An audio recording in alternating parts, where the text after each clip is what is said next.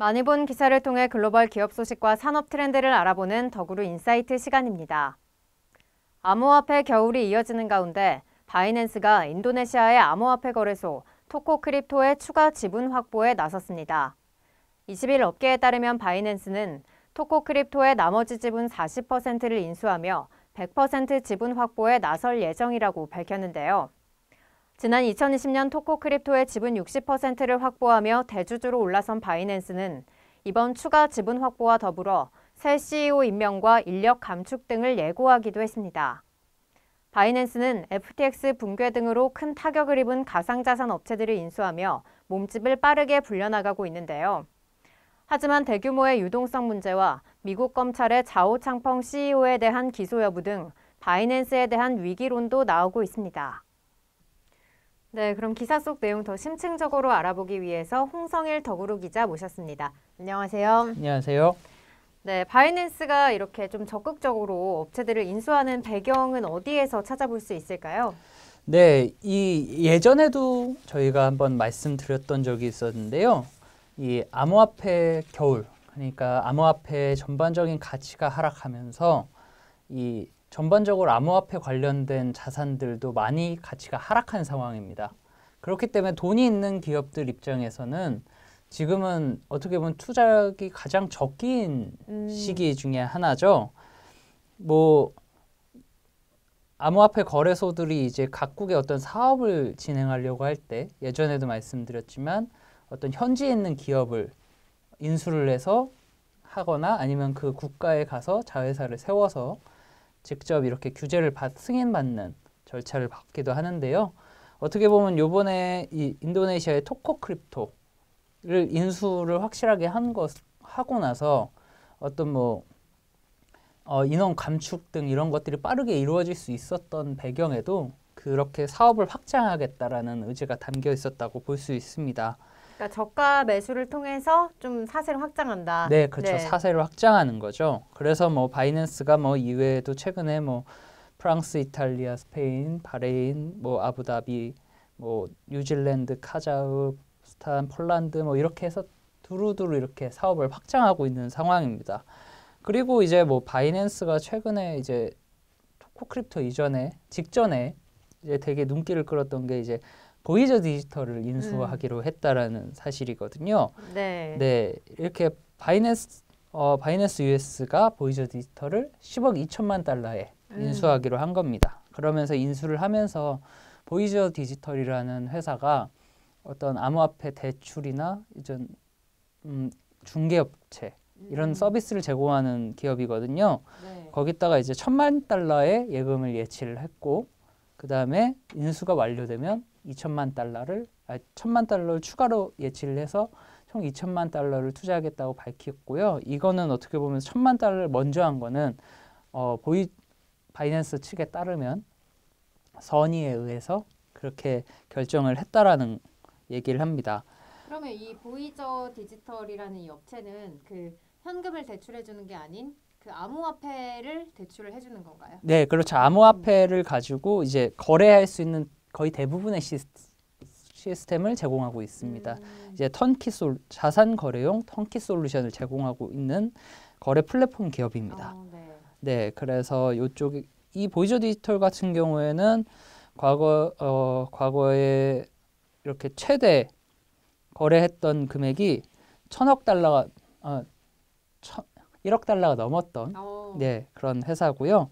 근데 이 7월 달에 극심한 유동성 위기를 겪으면서 이제 암호화폐 헤지 펀드인 3에로 캐피털에서 빌린 6억 7천만 달러를 디폴트하고 파산 보호 신청을 하면서 현재까지 이루고 있습니다. 그리고 바이낸스 같은 경우에는 이제 바이낸스 US CEO인 브라이언 슈레더가 밝힌 거에 따르면 현재도 보이저 디지털 외에도 추가로 이제 부실한 자산에 대해서 인수하는 것을 염두하고 계속해서 검토 작업을 하고 있다고 하니까요. 그러니까 아마 추가적인 인수도 조만간 있을 것으로 보입니다. 그러니까 이 토코크립토 지분 확보에 이어서 또 다른 이제 회사들을 그렇죠. 적극적으로 인수를 할 것이다. 네, 그렇죠. 여기 보이저 디지털과 토코크립토는 약간 뉘앙스는 약간 다르지만 어쨌든 사세를 지속적으로 확장하겠다라는 모습을 보이고 있습니다. 네, 근데 이렇게 조금 무리하게 어떻게 보면 계속해서 확장하는 게 아니냐. 네. 그래서 이러한 좀 바이낸스의 행보가 좀 FTX와 유사하다는 또 얘기들도 있고요. 또 네. 이제 뭐 유동성 위기라든지 이런 위기설도 나오고 있는데 이 부분도 좀 자세히 짚어주시죠. FTX가 유사하다는 느낌을 제가 개인적으로 받았던 때가 언제냐면 방금 전에 말씀드렸던 보이저 디지털 인수권입니다. 보이저 디지털이 사실 9월 달에 이 고객 계좌 경매가 있었는데요. 네. 그때 바이낸스 US를 꺾고 보이저 디지털을 인수하기로 했던 데가 FTX였습니다.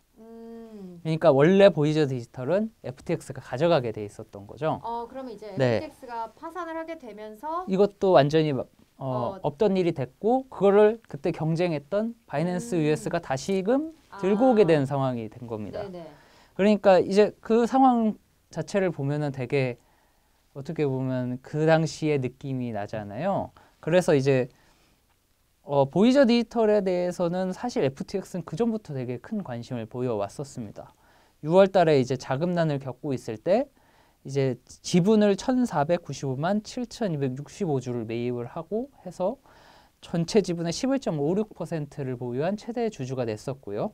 그다음에 알라메다 리서치, FTX의 대주주였던 알라메다가 신용대출을 받을 수 있도록 2억 달러 규모의 신용 한도와 1만 5천 개의 비트코인을 이제 지원하기도 했었습니다. 그럼 이런 업체들은 암호화폐만 뭐 빌려주는 게 아니라 현금도 그렇죠. 자금난이 유동성이 없는 거니까요. 네. 네, 그렇게 쓸 수 있도록 지원하는 등 이제 보이저 디지털을 갖기 위한 뭐 결과적으로는 갖기 위한 거지만 하여튼 지원하기 위해서 여러 가지를 했었었고요. 그러다 보니까 그 외에도 FTX가 그 당시에 암호화폐 겨울 때문에 이렇게 업계 전반적으로 이제 유동성 위기를 겪는 기업들이 되게 많았었습니다. 이제 뭐 블록파이 같은 경우에도 FTX가 2억 5천만 달러의 회전 신용 편의, 그러니까 돈을 빌릴 수 있는 한도를 제공을 했었고요. 그렇게 시장 소방수 역할을 하면서 이제 여러 가지 자산들을 그때 FTX로 다수 매입을 하면서 빠르게 사세를 확장했었습니다. 네. 근데 결과적으로는 11월 초에 있었던 사건 한 방으로 일주일 만에 회사가 무너지게 된 거고요. 그러다 보니까 바이낸스와 FTX의 행보가 겹쳐 보인다라는 느낌을 받게 되는 겁니다. 근데 또 이 기사 말미에는 이 미국 검찰이 자오 창펑에 대한 CEO 기소 여부를 뭐 검토하고 있다 이런 얘기도 있었는데 이거는 또 어떤 얘기인가요? 그러니까 바이낸스에 대해서 지금 안 좋은 얘기가 많이 나오고 있는 상황은 맞습니다. 뭐 예를 들어 최근에 있었던 미국 상원 청문회에서 케빈 오리얼이라는 캐나다의 억만장자가 나와서 바이낸스가 규제되지 않은 거대한 독점 권력이다라는 표현을 썼었고요. 그러면서 FTX의 몰락을 일부러 유도했다. 바이낸스가 유도했다. 뭐 이런 식으로 얘기를 했습니다. 사실 그 FTX 붕괴 사건의 트리거가 됐던 사건은 자오양펑 CEO의 트위터 한 번이었거든요. 그렇죠. 네. FTT를 팔아버리겠다라고 얘기를 하면서 이제 그 사건이 벌어졌었던 겁니다. 그런 얘기도 나올 수 있었겠네요. 네, 그렇죠. 충분히 나올 수 있는 상황이었고요. 이제 뭐 검찰 조사 같은 경우에는 이제 로이터 통신이 12일 날 이제 12일에 보도를 하면서 알려지게 된 겁니다. 미국 검찰 자금 세탁 자산 회수과 시애틀 소재 워싱턴 서부지방검찰청 국가암호화폐 집행팀 등이 2018년부터 돈 세탁 불법 송금 혐의로 그때부터 바이낸스와 자오장펑 CEO를 수사해 왔고 기소 여부를 두고 고심하고 있다는 보도가 나오게 된 겁니다. 그러면서 이제 그 수사팀 안에 지금 최소한 6명 이상의 연방검사가 활동하고 있는데 그 안에서도 이제 이게 증거가 충분하냐 아니면 추가 검토가 필요하냐를 두고 기소 여부를 지금 논의하고 있다는 보도까지가 나왔었고요. 그러면서 이제 이 보도가 나오면서 바이낸스에서 이제 갑작스럽게 자금 뱅크런과 유사한 형태로 엄청난 유동성이 빠져나오게 된 겁니다. 그러면서 일주일 13일까지 해서 이 보도가 나왔던 하루 이 사이에 한 30억 달러가 인출이 됐었고요.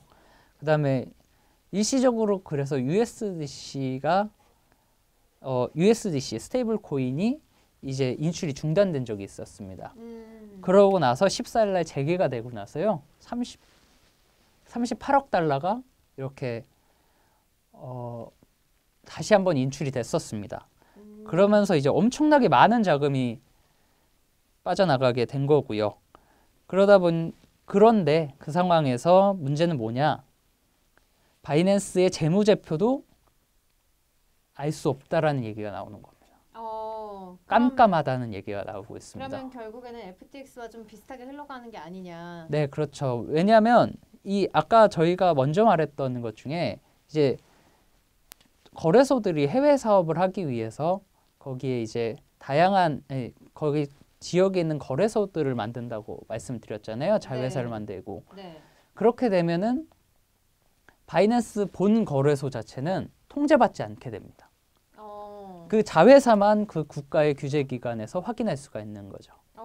네. 네, 지금 바이낸스 본사 자체는 조세 회피처로 유명한 케이맨 제도에 위치해 있고요. 그렇기 때문에 이 바이낸스가 어떻게 자금을 벌고 있는지, 어떻게 사용하고 있는지, 이 자산이 어떻게 되고 있는지가 전혀 알 수가 없는 상황이 된 겁니다. 그러니까 일부러 좀 불투명한 시스템을 운영을 하는 건가요? 만들어 놓은 거가 된 거죠. 그러면서 이제 이 자금에 대한 재무제표에 대한 신뢰성이 깨지는 문제가 지금 발생하게 된 겁니다.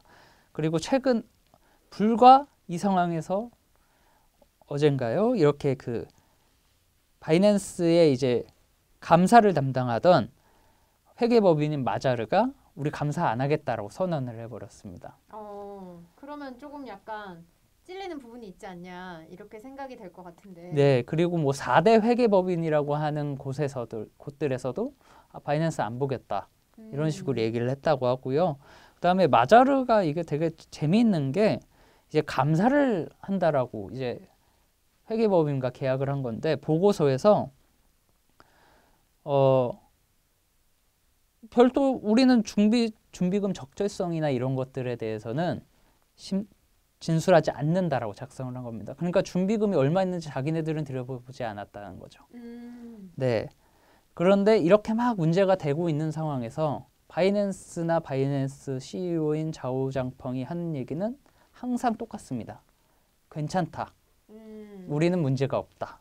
이 말만 주구장창 되풀이하고 있고 무슨 문제가 있는지 구체적으로 이 수치에 대해서 밝히는 것이 없는 상황이기 때문에 네, 지금 이런 문제들이 계속 나타나고 있는 거죠. 그렇기 때문에 FTX가 그렇게 무너질 거라고는 그 누구도 상상하지 않았었잖아요. 그렇죠. 네, 단 일주일 만에.